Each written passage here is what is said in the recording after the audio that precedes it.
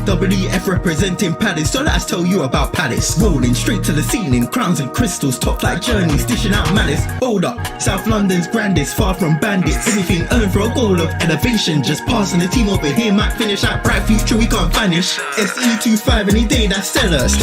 Rev up the engines, no more reverse reactions. Fan cams, bands on stream. Share up the team, support the dream team when Eagles fly, make noise and scheme. Dare to dream or dream to dare, taking a step to become supreme.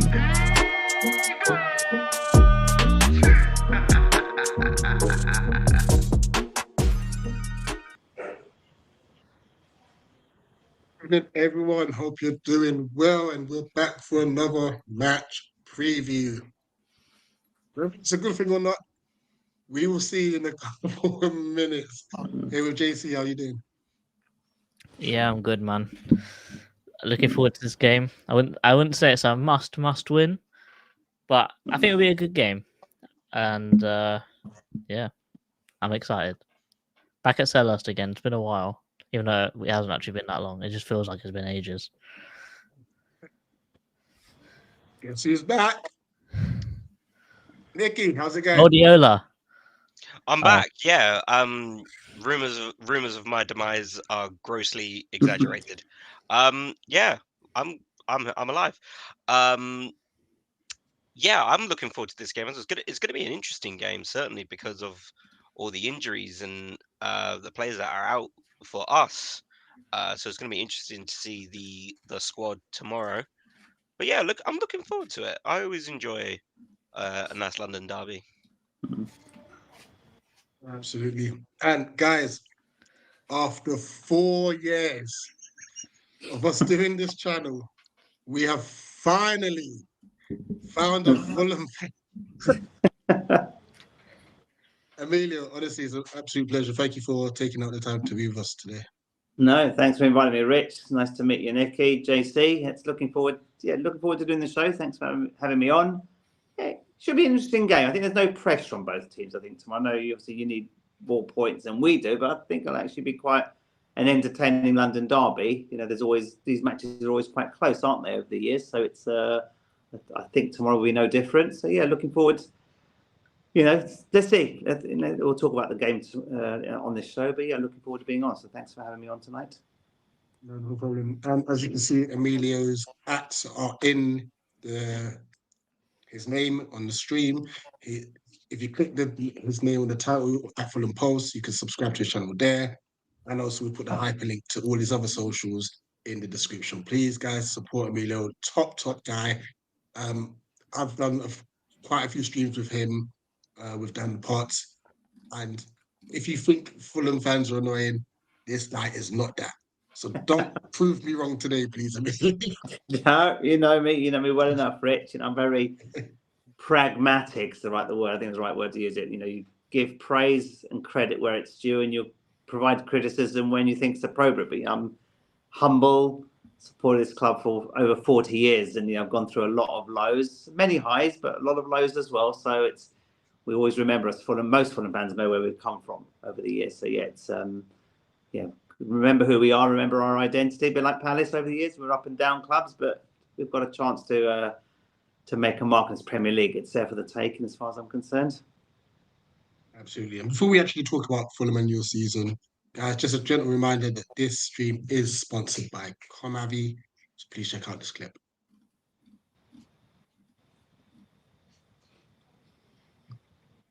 JC, you know that you normally put videos.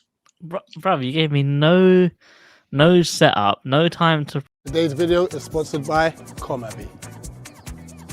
Comavi is a global online marketplace and community platform designed for people like us, football fans. It offers exclusive deals, events and rewards for fans of various football clubs. Users can play games, shop and engage with the community to earn points that can be redeemed for VIP tickets, signed merchandise and other unique experiences.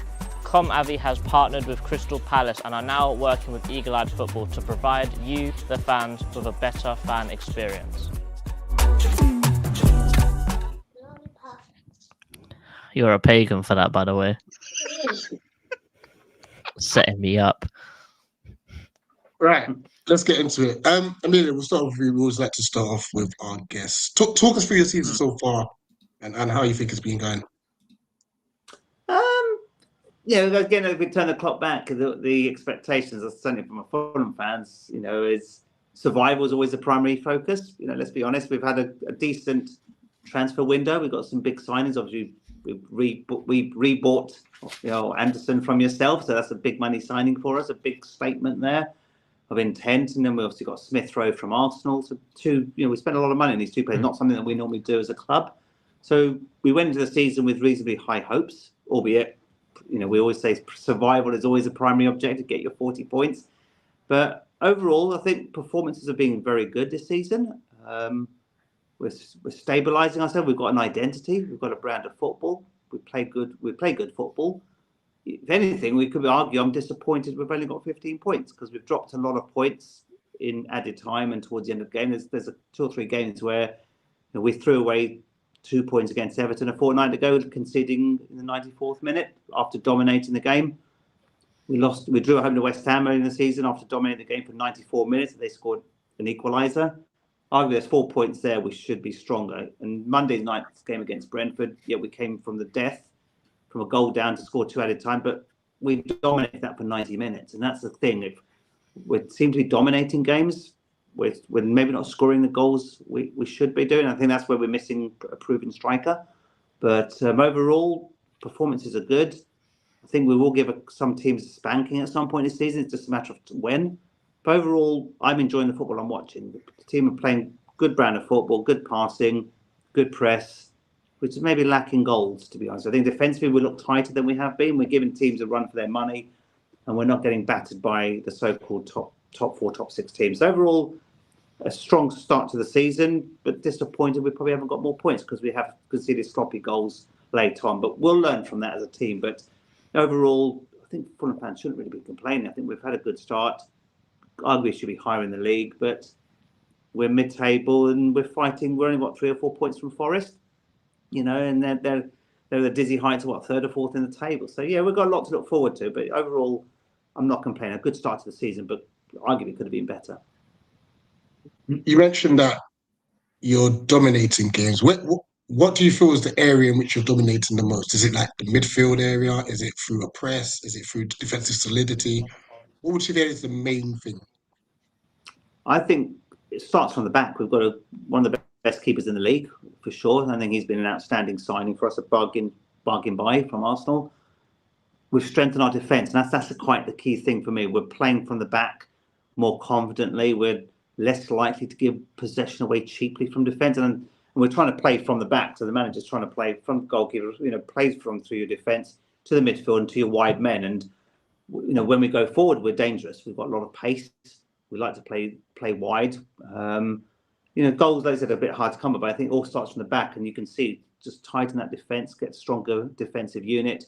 We've typically got 2 strong players for each of those 4 positions in the back, and that's something we've not had for many a season, if any, to be honest, in this league. So that's why I think we're not as easy to beat in certain seasons, and where we've been more inconsistent. You're either winning 3-0 one week or losing 3-0 the following week. We're in most games. You could argue in Man City we should have gone there and won. We were 1-0 up and should have scored the second, and we wouldn't have lost that game.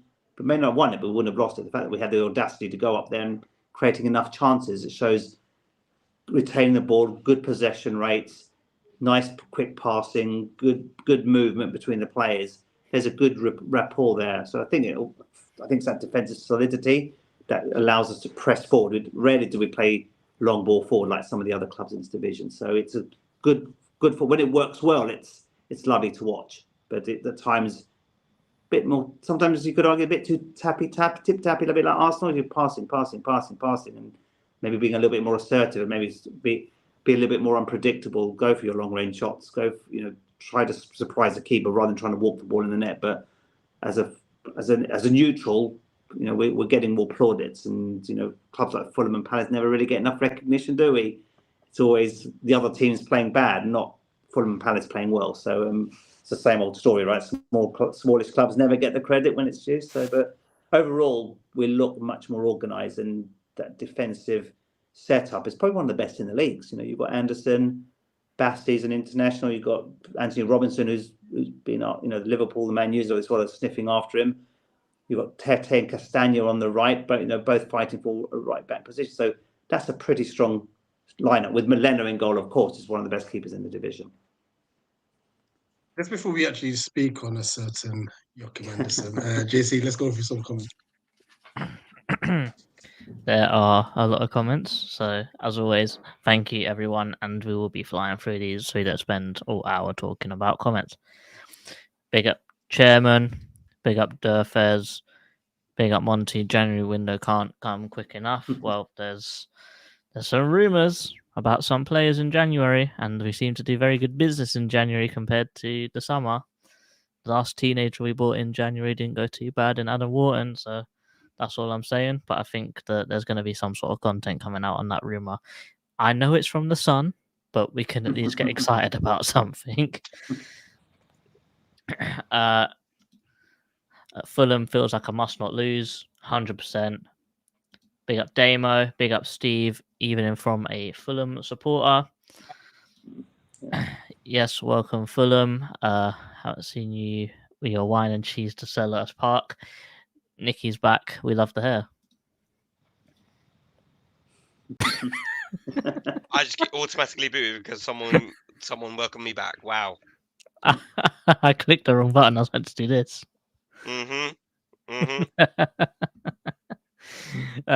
UK Pat, big up yourself. So big up Goat, Rich T, Nikki with no ball knowledge, rising like the young Undertaker, and Emilio. Big up Sean. I hope one of the youngsters start tomorrow. They won't. Big up Spiritual. Nelson and Smith Rowe must be nice. Asher to start tomorrow. No. And Bassi and Anderson must be a great combination. And finally, big up Emma. Hello, Emma. Honestly, we'll talk Asher because obviously we know he should start. But we know it's going to be schlup. Anyway, Joachim Andersen. Funny enough, you mentioned that you're not playing like long balls, and Joachim Andersen was known to play long diagonal passes at Palace. So, how's he getting on first and foremost? And how's he changed his game? Great to have him back. Obviously, we had him on loan in the season we got relegated a few years back, and obviously then signed for yourselves. And I think he's been a great signing for you, in a few years. And he's just strengthened that defence, had more calmness, composure, doesn't give the ball away cheaply. Yes, he still does those crossfield passes, long-range passes, just with a lot of accuracy. But him and Bassi have started to form a very strong partnership in that centre of defence, and they feel very secure, very competent. He got sent off against Villa a few weeks ago, and it was a red card. It was a straight red card. No qualms about it. There was no intent there. It was just one of those things. He made, the striker got just slightly in front of him. He pulled him back. It was a red card, fair enough. And he only got a one-match ban because it wasn't malicious intent. I think the rules have changed somewhat around the red card, straight reds. But he'll be a future captain for sure. I think Leno's got the captain's armband at the moment. I think at some point Andersen will become a natural leader and captain for us. He's 28, 29, still got a few years ahead of him. We paid a big transfer fee, but he knows the club. He knows the roots of this club. The fans have welcomed him. Because we didn't really see him. It was during the COVID season that he was playing for us, and none of us really got the chance to see him face to face. But he's just given that sort of composure, confidence, and maturity in defence. And he's dangerous from set pieces. I know we haven't scored from set pieces, and defenders haven't scored this season, but there's always that physical aerial presence there that will boost when it comes to the amount of corners that we're getting game after game. But there's no Fulham fan that I know is disappointed with that signing. Maybe some people are questioning the transfer fee, but if you want to stay in this division, you've got to pay the odds, right? And it was, a very good signing. I'm still a little bit not sure why Palace sold him, to be honest with you. You'll go out to lose Gahey and Andersen in the same week. So I don't know, was there some fallout behind the scenes? Are Palace fans going to boo him tomorrow, or they're going to applaud him for coming? I don't know. I'd be keen to understand what went on there, because I'm surprised they've let him go to a rival club. Something doesn't feel right. Something doesn't feel right there. Who? Go on, Nicky. I think we've never really given a former player any negative reaction, so long as they've played for the badge and they've really really ingratiated themselves in the club. And I think Anderson is probably one of a select few who definitely did play for the badge when he was in red and blue. I think he'll get a fine reception tomorrow afternoon, and I think as Palace fans, I think we're all going to be happy to see him. But then, as Glasner said, as soon as that whistle goes for the first 90 to 100 minutes of however much time wants to be added on, he's a Fulham player, not a Palace player. So I think before and after the game, he'll get a nice reception. I'd like to add to that a little bit as well. With it's sort of a transfer which is a win for absolutely everyone involved, which is a very rare thing as well. Mm. So Fulham were offering 150 grand a week. I don't know if I'm getting that wrong or not, but that was the figure quoted, and that's the figure published online. So he didn't actually want to leave Palace. He asked Palace if we could match it, and we basically went, "Nah, we can't." He asked for 5 years, 150 grand a week. We went, there's no way we're paying a 33-year-old £150,000 a week. So for him, he gets to stay in London. He can move back to a club that he used to play for before. He's going to get a whopping pay rise, literally doubling his wages that he was on at Palace. And then also Fulham get a great defender in that as well. They probably get a good 2-3 years out of him, and then they could actually sell him on in the future for a transfer fee as well, maybe get most of that money back if he plays well. And also it's great for us as well, because granted 28 is not a very, very old player, but still in this climate, you can't turn down £30 million for someone that's nearly 30 years old. So in a weird way, everyone sort of comes off better.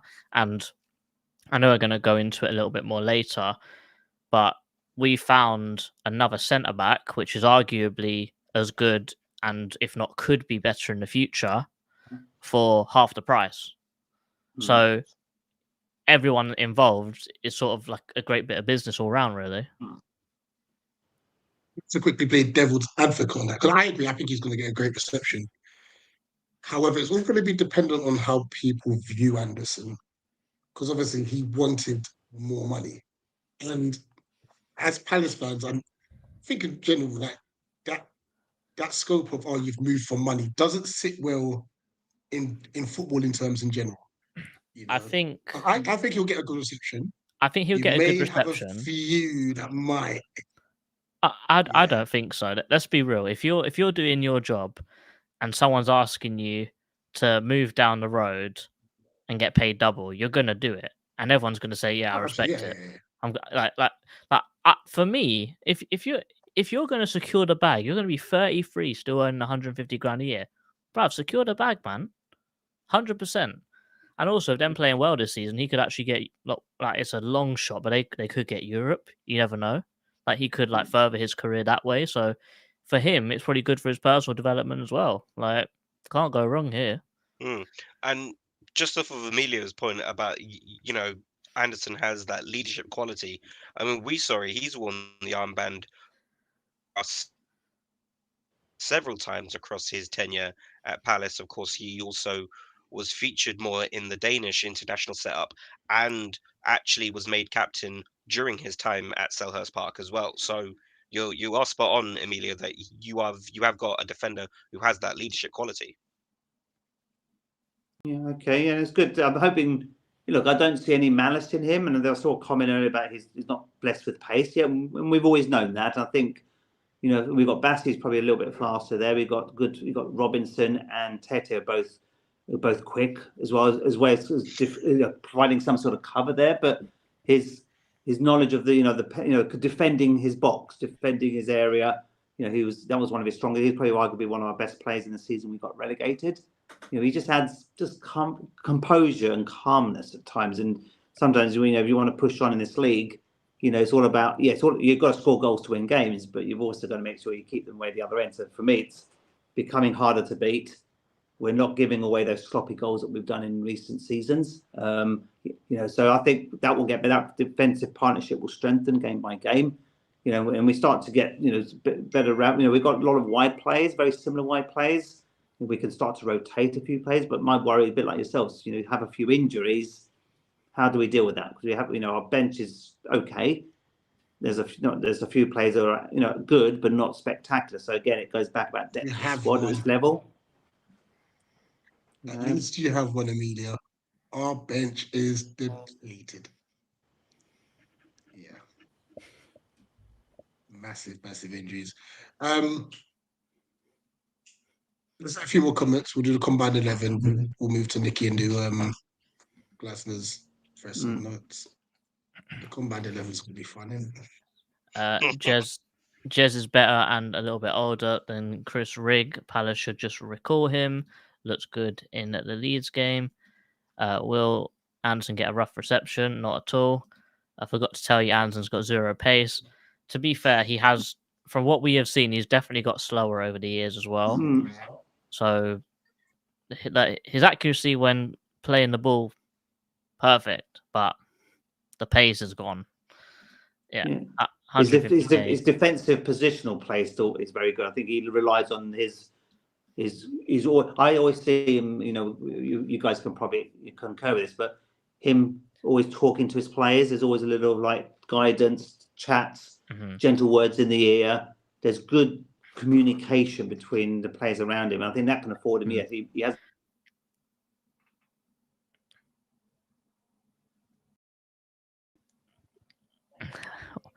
Well, I think what I would say was, for me, there's a reason why Andersen was given the captain's armband before Mark. And it's one of those things that people be saying anyway. He's more of a leader. And to be fair, with what Spiritual says here, says let's not lie, Max is miles better. I would give him the armband before Mark. And yeah, he's gone. Yeah, I would give the quad armband. I can't lie to you. I know he can't speak English very well, but he's the only one in that back line that really communicates. And for me, if Lerma could speak English, he'd be one of my captains as well. Yeah, 100%. But he can't speak English, so that won't run. Big up Animal. Can't blame a player for wanting to leave to get a better deal. Exactly what I said. Really like Joa, great attitude, no hard feelings. Difference between 150k versus Fulham offer 150k. Yeah, same. Because we didn't do that for Zaha, and he's like our greatest player ever. So just how the world works, really. Can't really do a combined 11 with my guy here. So, Nicky, go on. What did Glasner tell us? All right. So press notes. Send him the link again from Oliver Glasner's press conference today.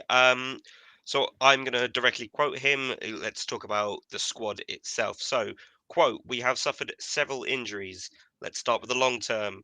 Chadi Riyad and Mateus França are still out. We knew this from Riyad's injury during, I believe, the Norwich game in the League Cup, and then França obviously injured.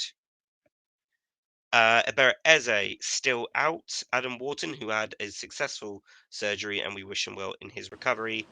Jefferson Lerma still out, and it is confirmed across social media that we saw this in the lead up this week.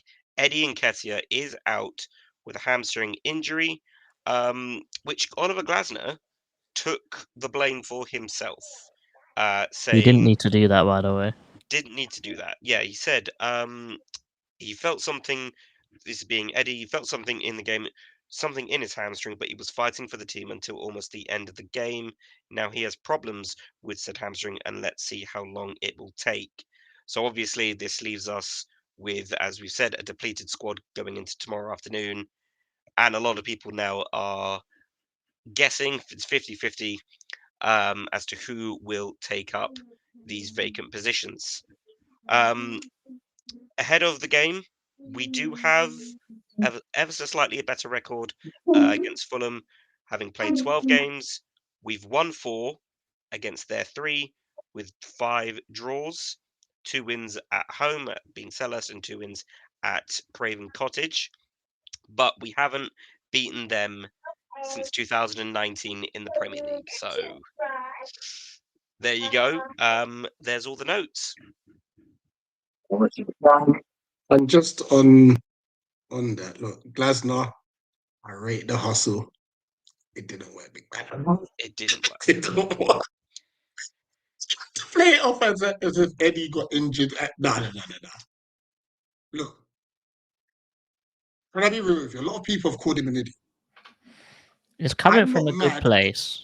Yeah, I'm not mad at the fact that he wanted to get himself better. Ask not the mad at club. I'm sure they would have given you extra sessions without a That's where I'm shadow of a thinking, doubt. could you not have done something in-house? You know? Yeah. But I'm not mad at his intent. He actually wants to get better. He's got to see social media. He's got to see what people are saying, especially Arsenal fans. Probably in his mentions like, "Oh, see, this is why we sold you. You're dead." You know, I'm like, Yeah. he's going. Thanks he's for the going to bag, see but stuff you're like that. dead. Like that. That's. Yeah. I saw that as a quote on a tweet. Oh, So And actually, no, obviously, I swear, Crab said that in Discord. yeah, He's like, "Oh, I get you, yeah. stinky." So look, he wanted to do better, get fitter, be better. Unfortunately, obviously, he's picked up this hamstring injury, which leads us to discuss who potentially starts. And then firstly, we'll do the combined 11 The once buffet Emilio himself. returns. Mm. Right. You know that. There's only one option. Palace are already preparing us for Schlupp playing, right? Yeah, they keep playing his goal.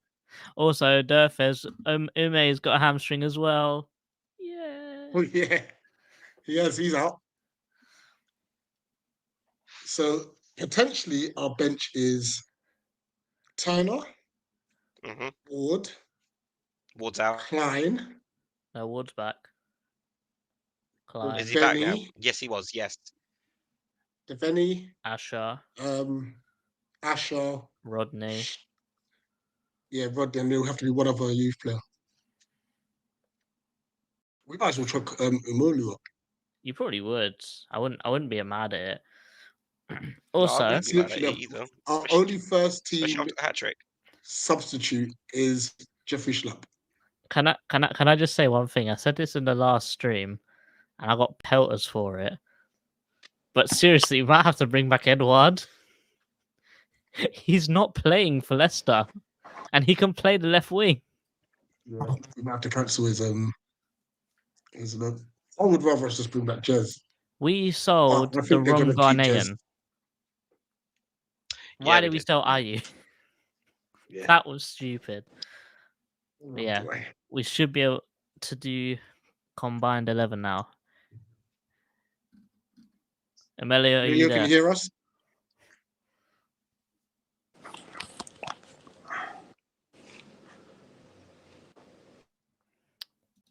Hello? Can you hear us, Emilio? I don't know. I'm at my mother's house at the moment. Sorry about I'm going to reboot the internet, but it's. Can you hear me? Okay. I don't know. It keeps dropping the connection. Can hear you again, yeah. Yes. All right. This should be fun, Emilio. Enjoy. So, what we normally do is we do a combined 11. So you pick a combined 11. You pick a team that's combined with Palace and Fulham players. You have to build the whole team, so you do it all yourself. So you can choose the formation, the players, where they play, anything you want. Doesn't matter through injury or suspension. Everyone is fair game here. The only caveat here is that you have to have at least 3 players from each team. So you can't build a full Fulham team. You need at least 3 Palace players in there. Oh, okay. So if you want to tell me the formation and just sort of fill it and just talk us through the team, and then I'll fill it out as we go. Okay, so this will be interesting. Definitely going to have Leno in as our goalkeeper. What formation do you want? I think 4-3-2-1 as we normally play it. Okay. Yep. So Leno in goal. I think Leno in goal, yes. Left back, I think it has to be Anthony Robinson. Yeah, I think he's been outstanding this season. You know, all the big clubs are after him, so I think he's had a great season. I think you have to put Andersen there, clearly, I think. But if you want me to choose one of the players, put him on the right. And Lacroix, is he? Well, can he play left-footed? He normally plays in the middle or on the right as well. So I He's good probably enough. He can do any. He's that good. yeah. Maybe if He's I've our got to player give of the up month one of for our October. players, you guys keep raving about him. I said let's put him in front, back with Andersen. What do you think? I think that's right. Reuniting the old back line at Palace. Exactly. And how old is this guy now? Who Mark 22. Yeah, 22. Okay. Right back. Whew. Tete's again international. Great job. I think keep Kenny Tete there. I think it's difficult to drop him, to be honest with you. Not for Copa America finalist Munoz. What sort of how's he play? How's he been playing this season? What sort of? He's been much better since we fixed up, basically. JC, let Emilio form his own team. Stop trying to. Okay. No, Okay. I've got to give up. 3 of these players have to be, Palace players, right? So at least 3 Yeah. players. So Bear in mind we don't score any goals. yeah, we're not really. I'm looking forward to seeing where you're going to put our players. Into Probably the in the centre of midfield. midfield. I think your midfield. I know we've got Sanderberg who's starting to become the player that the manager expected. You've got Lukic who's got an injury at the moment. He started off well, but has picked up a knock a few weeks ago. That's probably an area where we're slightly light, to be honest with you. Paulinho left last season on big money. That could be probably a player. One of you. Who would you say could fill that position for yourselves? Either Chet Decore or Adam Wharton. But Wharton's injured. Is he? Is he injured at the moment? Injuries and suspensions don't matter. We've just put them all in. Very similar players, right? I think Lukic, like I said, Lukic, Serbian internationals, done well, combative, gets stuck in, likes to come forward as well, but also covers in, from a defensive perspective. Sanderberg, I wasn't inspired by his signing, so it's probably too early to judge. So let's put Adam Wharton in there, right? Let's give.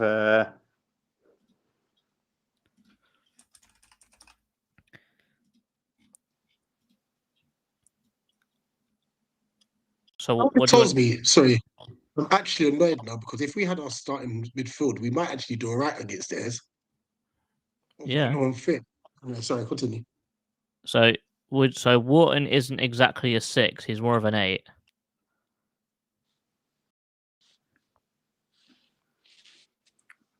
And this is where now you start to look at, some of our wide players. You've got the likes of Smith Rowe. You've got Traore's had a great season so far. You've got Pereira still to pick in there. There's a lot of. Who are we putting in the midfield? So we've only got Wharton in there. We've got 3 midfielders. Wharton.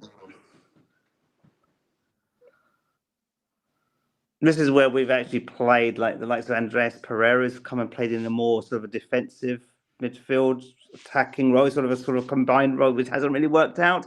He's covering a lot more defensive duties, but he likes to play really behind the forward and try to be more influential in creating some things for us. So I don't think putting him into that midfield is probably the right. Put Lukic in there with Wharton. Let's put Lukic in with there. So that's the Lukic. That's a fairly combative central midfield partnership there. If I was to give you a hand, I'd probably put Decore from us in here and then have these 2 as the 8s. I think that would be a very nice midfield. But again, we'd like to play we've got a lot of wide players. You've got the likes of Reece Nelson from Arsenal, Smith Rowe. So you've got to put Smith Rowe in there as well. So I'd probably say Smith Rowe. Would Smith Rowe not be a forward instead of a midfielder? I'd put him slightly. Suddenly he's playing a lot more, sort of coming into central midfield, trying to pick the ball and trying to make something happen. So I'd like to see the forward 3, even forward 4. So you're right there. You're to the right of Adam Wharton. You could argue you can put Adama Traore, who likes the more to get, or you got Alex Iwobi, you got Emil Smith Rowe. We're blessed with players here, to be honest with you. So you want Smith Rowe here? Yeah, Smith. I'd put in Traore there on the right there. Then we'll put Smith Rowe on the left going forward. Then you got Smith Rowe there on the left. Then you got to put again. Iwobi plays. This is where now this is like looking like a 4-3-2-1. It's you put Iwobi there on the right.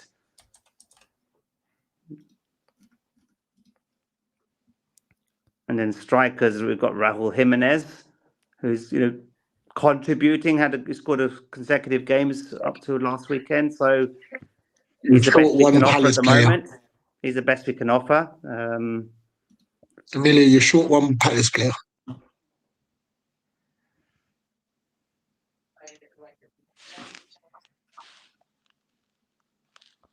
I'm just trying to make my screen a bit big because I'm using my iPhone. Sorry. And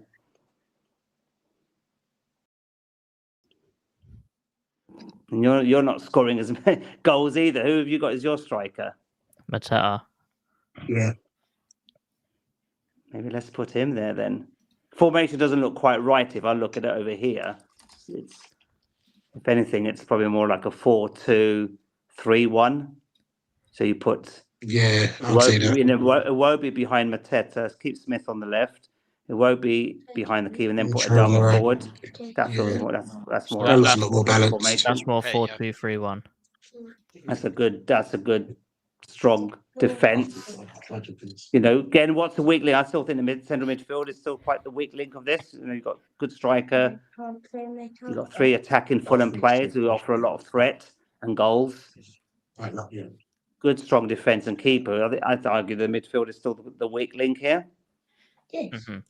So normally, when you make it, then normally we go back through it and we make our changes regarding our opinions on the game.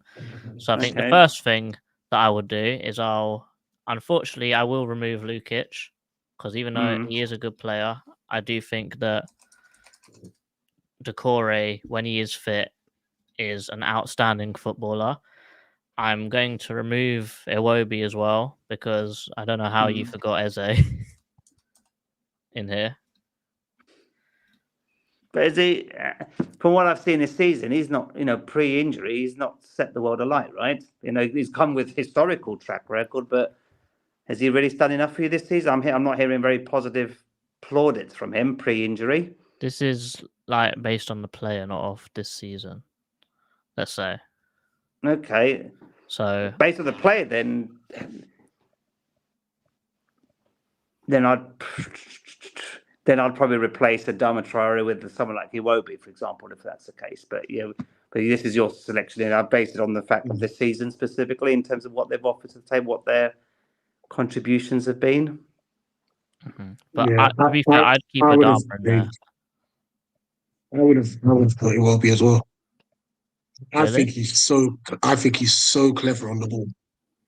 He's got goals. He can play left, right, central. Probably because I watch a lot, obviously, of African football as well, so I see a lot of it. Iwobi. He's better than Adama, probably. But I think in this team, I think Traore would be sick, because to be fair, the myth of Adama Traore is world class until he gets into the box is so true. And if you've got Eze, Mateta, and Smith Rowe in the box, like, all you need to do is find a pass, not shoot. Like, true. But yeah, I think to be fair, it's a very good team. No matter, like, if you put both our squads together, it's a very, very good team. Yeah, yeah. Absolutely. Do you agree defensively as well on the right left back? So you agree with? Oh, fullbacks, you can have them. Keeper. Definitely. I'm chucking in Max over Gay. I'm just saying. Oh, for this season, yeah. Even in general. I'm sorry. From what I've seen enough. It's cold, isn't it? He's so good. And Gay, is the speculation got to his head?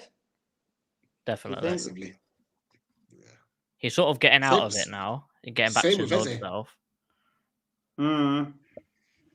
Same with Eze, in my opinion.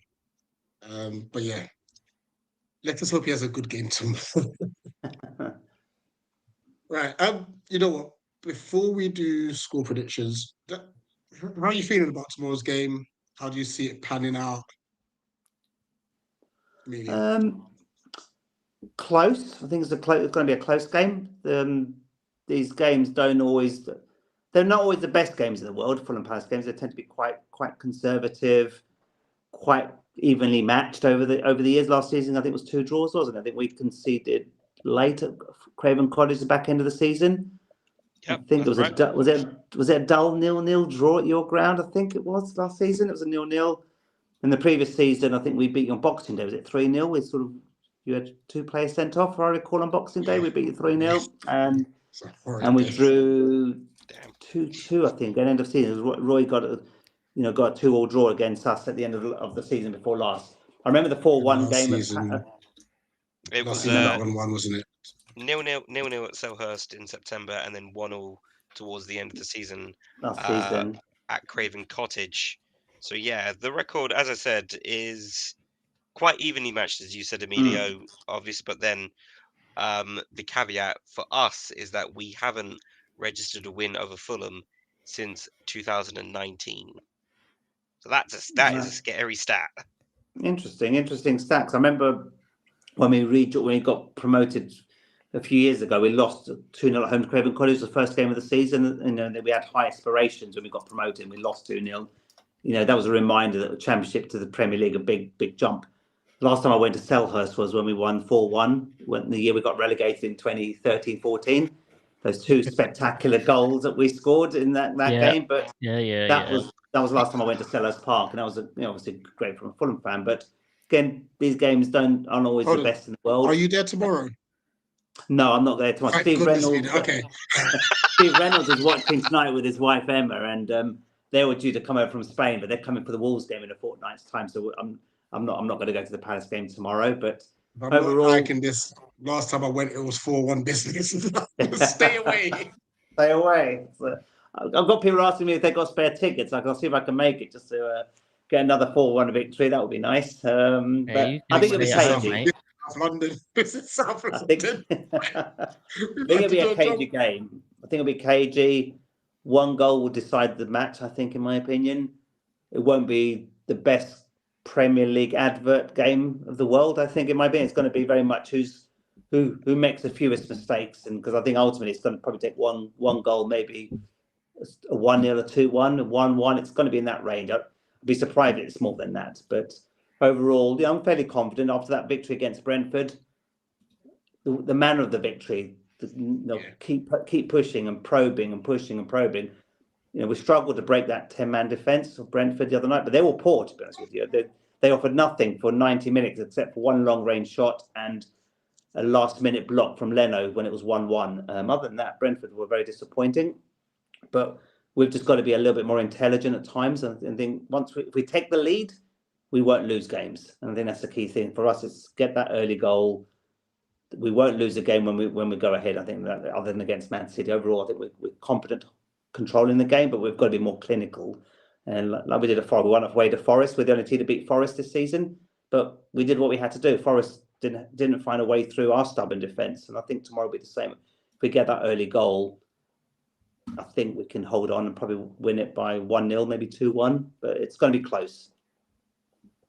I think it's testament that's testament to the tactics, of how Marco Silva sets up Fulham. Obviously, we've seen them this season earn points at vital times. Yeah, and I think we can be a little bit more mature at the back end of the games, close games out. None of us like to be only a goal up with minutes to go, and it just takes one moment of madness, a penalty, a handball, anything can happen. So it's, I'd like to be, when we're in possession and dominating games, we've got to find a way of getting that 2-goal margin and close the game out, rather than just hanging on for dear life at times. When you're dominating games, you shouldn't need to do that. So there's a learning curve here, but we're getting better. We're more difficult to beat. But if we can start to close that game, I was saying on Monday night to the fans, the guys that sit around me, if only we had Mitrovic in this team, goodness me, we'd be comfortably top 3, top 4. We would have won games 2-0 rather than 1-1. We would have got probably another 4 or 5 points on the board. Next minute, we're top 3, top 4, and that's not exaggerating. That's what we're missing. We're just missing a clinical striker. Most clubs are missing that clinical striker. But if we can have someone who can score 15, 20 goals as a centre forward, this division's there I think Europe's there for the taking for clubs like ourselves. There's going to always be a surprise package or two, but I just don't think we've got quite the depth, and we've got to convert draws into wins. Whereas last season, it was either win or lose. Now it's win, and we're able to draw more games and lose less. So that's progress, but we've got to convert those draws into victories. So it's not a sprint, right? It's just going to be a long-term journey, but we've got the right framework, the right players. We've brought the average age of the squad down. So then you can see we're building for the future. So if it's this season we can finish top 10, then every year you push up a place or two and keep putting pressure onto these big so-called bigger clubs. But I think tomorrow will be a close game. Yeah. How are you thinking about tomorrow's game? Who you cut out? Vicky. Oh yeah, I was about to say who you talking to there? Sorry. Yeah. I think this will be a case of if we win it, great. If we draw, okay. We're right ahead of another international break, so I want our players to be protected, of course, because we obviously have Gahey and Henderson off the England camp. It's one of these games that it's not really main event, but I think this game will certainly give us a good indicator as to where we're going in December, which is a huge month. Easy. I think it'll be an interesting game. I think there will be goals in it from both teams. I think if you watch Tactical, there's definitely ways that you can get at Fulham. So even though they are trying to play out from the back, they haven't fully mastered it as of yet. Because from what I've seen is that there's a little bit of a disconnect between the midfield and the defence sometimes, and that's purely because of the injuries that they have with Lukic, because he's normally that bridge between the defence and the midfield to bridge it into the attack. But with Sander Berg, he's not, let's say, press proven, let's say. So he's not he's confident on the ball, but he's not the kind of guy where he'd pick up the ball, turn and play a nice pass out. So if you can press up high, which is what we have been doing so far or lately this season, if that press is either triggered on someone like Bassi or him, because I would say those are probably the two that me and Dan identified that you could actually get at. If you give them pressure, they have misplaced quite a few passes. Mm-hmm. And the thing is with Fulham is that because Silva is so zonal marking, if you can beat one of their players, you've got a lot of space to yourself. So there won't be that much interference from other players around the pitch. So there's definitely ways you can get at Fulham, but I think because they've recruited so well and they've actually got a very high standard of player all around the pitch, and as Emilio said, they've got multiple players for multiple positions, which is something that we've never had the luxury of having at Palace. But it's something that Marco Silva, if he sees something wrong, he's able to change it. If he sees Tete is struggling on that right, he could put on Castagna to be a slightly different type of fullback, let's say.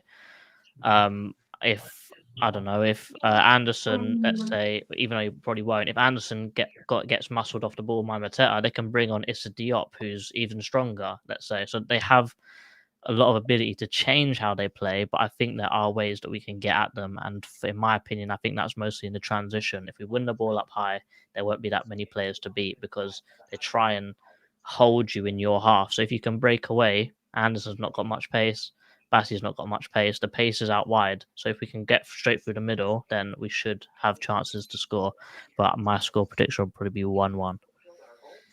Yeah, and on that point, sorry to interrupt there, the Bassi point is something, he's growing as a defender, and he's certainly getting a lot more maturity having Andersen alongside him. But there have been moments in this season where he's given away cheap passing from when he's come under. I've noticed even against Brentford on Monday, even Brentford offered little pressure coming forward. There have been moments when he gave the ball away sloppily and cheaply, and I've seen at times when he is being pressed, he gives the ball away a little bit too cheaply for my own liking. Sometimes it's just a bit of sloppiness, and he's got away with the likes of Robinson with his pace mopping up, and Andersen on the other side, just covering, being that final line of defence. But if there is a way to exploit, I think if you press Bassi, he will give the ball away occasionally quite cheaply, and get, just simple balls from defence into midfield. Sometimes you're right about the Berger had a good game against Brentford. He was probably the second best player on the pitch on that night. He kept the ball moving along, but again, he's a lanky midfielder. Once he's not. He would go and track back. I know he made a great defensive block on Monday night when it was 1-1 and Brentford trying to snatch a late winner. But overall, you can exploit Bassi, and I think if you put him under pressure and get him on the back foot somewhat, then he may gift you some cheap balls. If you see how we've been pressing the last few games, then if he struggles under pressure, then he's going to be under pressure by 2 or 3 strikers at all times in the game. So yeah, we can definitely get some love out of this game. He holds his line well when the opposition attacking him, and he defends and is very organised and tidy there. But when he sometimes gets the ball and players are approaching him, or he sort of rushes the pass sometimes when he actually could play a simpler ball, and he's got caught out a few times in the last few games. And I've noticed that, not that I'm being critical of it, I'm just saying actually there's an area of development. He needs to be a little bit more calm, composed. He'll learn from Andersen for sure, but overall there'll be times when he's giving the ball away too cheaply. I don't like giving the ball away cheaply to your opposition. All you're doing is you're inviting more pressure. Keep the ball, play the simple pass at times, but even the simple pass at times just results in giving away possession, which is, to a team like yourselves or any team in this Premier League, you could get punished. Yeah, and I think for me, we've got to just stop Andersen being on the ball. So if we are going to have that press, we have to trigger it that they always pass it to Bassi. Because I'm sure Robinson's going to bomb on. Like, his ability to go up and down is what we wish Mitchell could do. Pause. Good pause. So Robinson's going to bomb on. And if we allow Andersen to play that cross-field pass, we've got problems. So I think we've got to actually strategically set the press that Andersen doesn't get the ball from kickoffs or just doesn't get time and space on the ball at any moment. And hopefully Mateta will be smart enough to remember how Andersen plays and set off the press.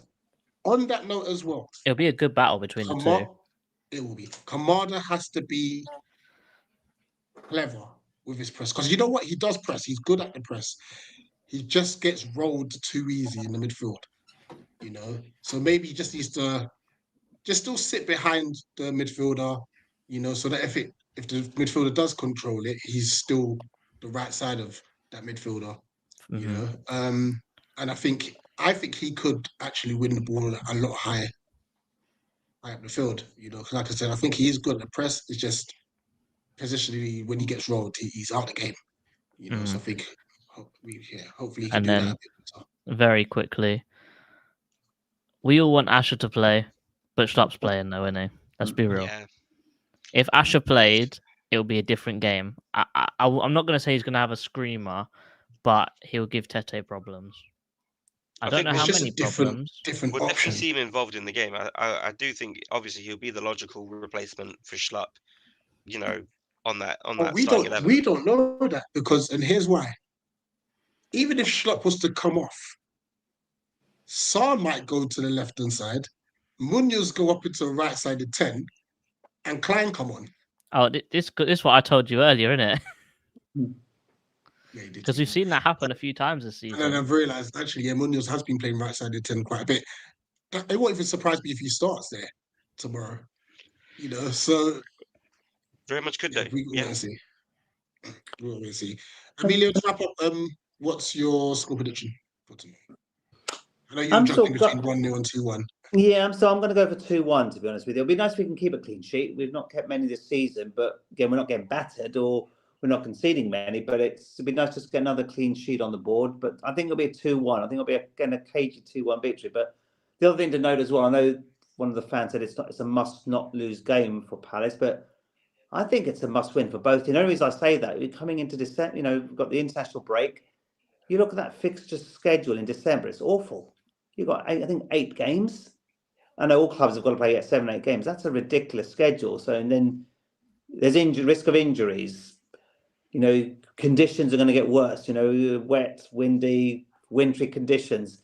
You've got Christmas coming up. It's important. These are the games both teams need to start bagging those points, getting them on the ball, because December's going to be awful. 7, 8 games. That's an average of 1 game every 3 days, 3 or 4 days. And clubs like ourselves haven't got the depth of squad to play that number of games, you know, during the month of December. So it's a pretty shit schedule, excuse my French. So I think it's important not to lose. I get that, but I think both teams will be saying these are 3 points we need to bag and just push up the table before you get to a crazy schedule next month. Absolutely. Guys, just before we say our final goodbyes, and Emilio gets to obviously tell us where we can all find him on YouTube and other socials. We had played a clip earlier on in the season regarding James Bosco Smith. I hope I've got that correct. And obviously his unfortunate condition through, unfortunately, it was knife crime, unfortunately. However, there is a charity match which is on December 1st, Sunday, December 1st at Sellers Park, being run by, let me just get the names before I actually butcher this. But what's his name? Owanga, I forgot his name. I've got it here. Right. Bobby Kasanga, that's it, from Hackney. We can see Anthony King, Croydon, and Nigel Pearce from the Met Police, and Southwark BCU. So there's a community football match, Sellers Park, Sunday the 1st of December, 3:45 kickoff, but please arrive at 3 p.m. We will obviously get some more details and we'll tweet about it as well. But if you can make it down, that'd be great. But here's a clip to give you a little bit more insight about James and his incident. This is a distressing topic, but it is something that needs to be spoken about and addressed. This is a real story about a real person, James Bosco Smith. On February 23rd, James Bosco Smith was the victim of an unprovoked stabbing. He was clinically dead for over 50 minutes and suffered a hypoxic brain injury. James spent a total of 449 days in hospital, and this took its toll on his entire family. Despite the severity of his injuries, James has shown an incredible resilience and determination in his recovery journey. His family started a page called Sit Up and Stand Up to Knife Crime, which details James's journey, raises awareness about knife crime, and highlights its devastating effects on people. The page serves as a platform for sharing stories, providing support to other victims, and advocating for stronger measures to combat knife crime. In April 2024, James was diagnosed with Hodgkin's lymphoma and is currently receiving chemotherapy for his condition. This diagnosis has added another layer of challenge to what's already been a very difficult journey for James in his battle against the cancer that he suffers from. But James has continued to fight with the same level of courage and strength that he has shown throughout his journey. His mother Lisa will also be skydiving on September 22nd, and she has also started up a Just Giving page where donations will be given to the Teenage Cancer Trust. Her efforts are not only to support her son, but to also help other young people who are battling cancer. James has a GoFundMe page that details his story and provides updates. His mother provides 24/7 care, and any donations to help the family support James will be greatly appreciated. The family has been funding James's needs, but this is not financially sustainable. Contributions will help cover medical expenses, therapy, and other essential needs to improve James's quality of life. Thank you for listening. Any help is appreciated. Please check the links in our bio to support James and his family. Stop knife crime.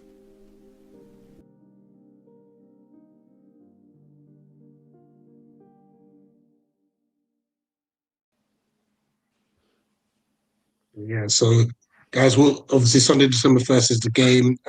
Up until then, we'll keep you updated as to any more details regarding the fixture itself and how you can continue to support. So yeah, guys, Emilio, thank you once again for joining us, giving a lovely, fair, balanced Fulham perspective. Thank you.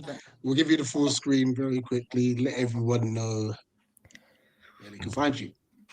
Yep, find me on the. Thanks very much, Rich. So you can find me personally on at Teddy Nello. That's my Twitter handle, personal one. But the Fulham Pulse, and you'll find me on YouTube and Twitter. So yeah, do follow me. I've only just started my own brand and identity. So the website, the brand is starting to develop. I just need to spend a bit more time getting off the ground. But if people start to follow me, start to subscribe to me, then I will start to put a lot of Fulham content on there and create a new Fulham brand for our fans. And obviously, Rich, you and your team will be more than welcome to join me once that's all fully set up.